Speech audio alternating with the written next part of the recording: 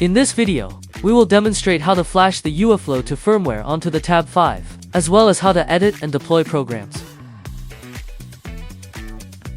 Download and install the M5 burner firmware flashing software from the official M5 Stack website. In the device list on the left side of M5 burner, select Tab5, find the UIFlow 2 firmware for Tab5, and click Download. Connect the USB Type-C cable to the computer first. Press and hold the reset button until the internal green LED illuminates and flashes, then release. The device is now in download mode. Click Burn. Enter the Wi-Fi and other related configuration information. Click Next to flash the firmware. After the firmware has been flashed, the device needs to connect to UIFlow 2 before programs can be deployed. Tab5 supports connecting to UIFlow 2 in two ways: access code or USB. This tutorial demonstrates how to connect using the access code method.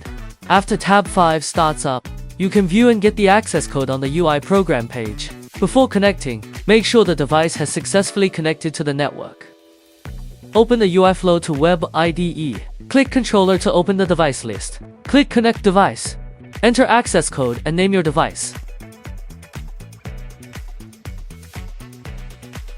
We'll walk through examples to show program editing on Tab5 in UIFlow 2. Example 1. Screen. Displaying Hello M5 Stack on screen via UI Editor. Drag the screen block to adjust screen brightness. Click Run once for temporary test. Example 2. Touch. Use the Touch Blockly module to display the current touchscreen coordinates of the user's finger in real time. Example 3. Speaker. Use Speaker Blockly to make the device beep every 2 seconds.